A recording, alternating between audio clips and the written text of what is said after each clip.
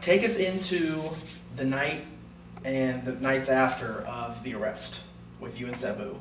Getting pulled over, having the whole suspension, dropping both titles. What was your mindset going into that? Going into the being pulled over, and then from then on, did you think right away, I'm screwed, I'm gonna lose both titles? Oh my God, what are they gonna do to me? Or what was your mindset going into that whole week? When Sabu and I got pulled over, the car reeked because I had some stinky green in the center console. Yeah. A lot of what you read, is going to say that we were in the act of smoking and driving and all that, and that's to be corrected right now. It was purely for possession. It was no big deal to me, honestly. It wasn't nearly my first bust either. So, so I thought no big deal, and Sabu, he was a little worried about it, after we drove off, after the big ordeal of following this a-hole cop, and I say a-hole not because he busted me, but because he was. He's one of those guys that he must have said 15 times, you're like, I'm sorry guys, I feel like I should know who you are, I'm sorry I don't follow wrestling. It's like, dude, fuck off, we know you're not a fan, or else we wouldn't be having these cuffs sitting in the back of your car, Actually, I don't think I sat in the back of his car, but we followed him. But anyway, that's always annoying. But to hear that over and over from the cop, like, guys, I'm so, I feel like I should know you. And he kept trying to joke around and shit, but really, the guy was a dick. He was just a guy that, not because he was doing his job, but he's a guy that I wouldn't be hanging out with in public. He just didn't vibrate at the same frequency as me. Anyway, I had no problems with him, and no big deal. It's like, okay, whatever, where's the ticket? Driving off, heading towards Philadelphia, and Sabu's a little concerned. I'm like, relax, Sabu, relax, man, no big deal. They're not even gonna find out about it, And the next morning, as we're pulling in towards the arena, my phone starts ringing, and then I knew it was all over the internet, all over the newspapers, and I was surprised, that got out like that. And I didn't realize the big difference between other times that I've been busted, and although I have been busted a few times, the important thing to remember is I learned my lesson every single time. Thank you very much. And the thing that was different was I had both world championships this time, so now the spotlight, was on me, and that made a big difference. We got to the building, we had to go talk to John Laurinaitis, and had to figure out how we were going to talk to Vince. In the first part of the day, there was a little bit of stress coming from them, because they had to make some changes and stuff, and until they had another idea, they were a little bit concerned. Once they had an idea and said, okay, here's what we're going to do, we talked about it like adults, like grown-ups, and there was never any disrespect that I picked up from Vince, from Johnny, from anybody coming towards me, and it was just like, hey, all right, dude, and Vince said, well, that's what we're going to do, you're going to take 30 days off, blah, blah, blah, and he said, be careful when you come back, please be careful. All right, sorry about that, dude. It was actually, not that big of a deal.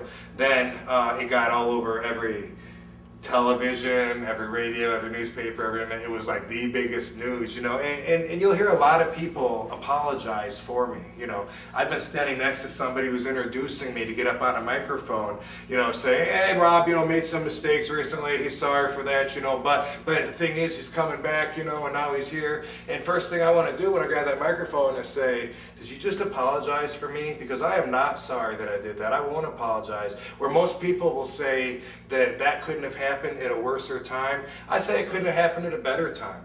If I wasn't the WWE champion and the ECW champion at the same time, nobody would have given a fuck. Just like other times I've been busted. True. And I would have paid a fine, whatever. But because this happened and because it was all over the media, it helped educate people on an issue that's very important to me.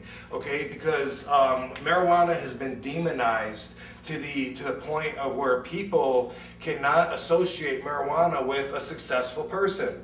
That's the government's brainwashing. When you're a kid, you're taught, just say no, it's for losers.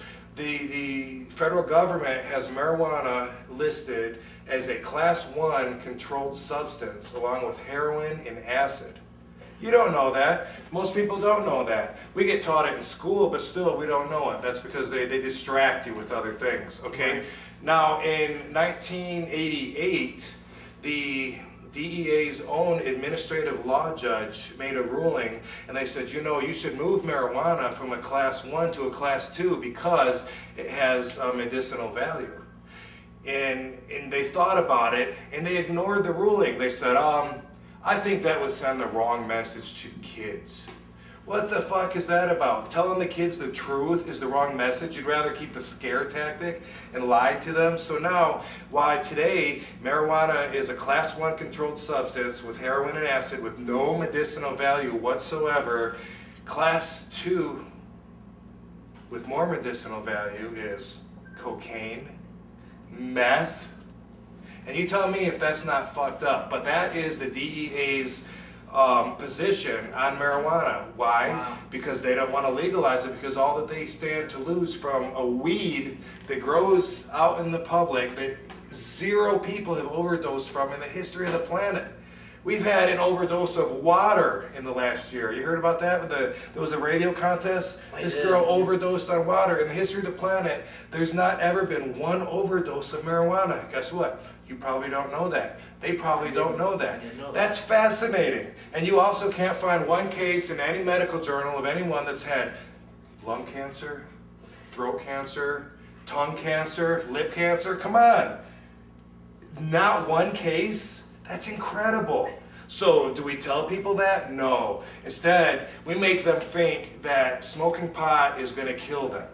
When in fact, cigarettes kill 1 in 5 Americans. Not 1 in 5 smokers. 1 in 5 Americans, over 450,000 Americans a year die as a direct result from tobacco smoke. I watch Celebrity Rehab and they're smoking cigarettes on there. I'm like, come on, nicotine is one of the most addictive drugs we've ever fucking known. How can that be okay? But it's That's not. what I'm saying. You know, I see people go to NA and AA meetings, and you know they're not drinking anymore, they're not doing drugs anymore, and they're smoking cigarettes. I'm going Because the government makes money off of cigarettes and alcohol. Exactly. Big business. And honestly, anybody that does the research will find out that is 100% the agenda behind the prohibition of marijuana. In 1937, they outlawed marijuana because they said it causes violence, promiscuity, and if you smoke enough, you'll go insane. All bullshit, but they've never gone back and said, oh, by the way, that's bullshit. No, instead, they protect their lies, and the government stays behind their position. Says, yeah, let's just keep it outlawed. And people ask me, do you ever really think that we'll see it legal? What they don't know is that we have 12 states that have legalized it right now today. California in 1996 with Proposition 215 legalized cannabis with a doctor's referral. We now have 12 states. There's like another 3 that are under consideration. Out of 50 states, that's fucking major.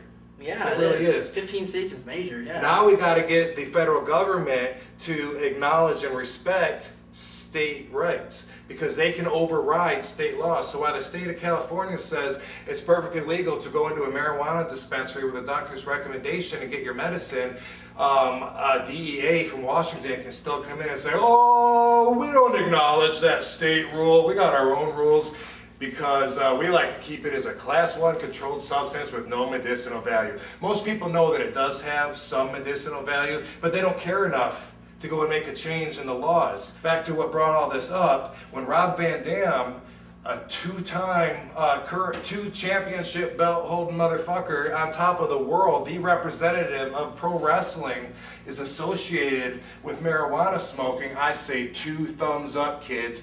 I don't think kids should do it, and I want kids to know that. I want the chance to explain what I do know and what I do feel. And as far as any athlete or any celebrity, you know, like when Jay Leno every night, when he talks and jokes to Kevin, his guitar player, about marijuana, that all changes the climate. It changes the perception of this demonized drug, this dangerous hallucinogenic. It helps people say, oh, it's not that bad, and eventually kids that grow up watching that, kids that grow up reading that Rob Van Dam had possession of marijuana when he's the most graceful wrestler they've ever seen, pulling off backflips, walking the ropes. So they're going to grow up and they're going to be in the office someday, and then they're going to be able to make important decisions. So I will not apologize for that moment. I'm glad that it happened, and God, with enough time, we just might see it happen again.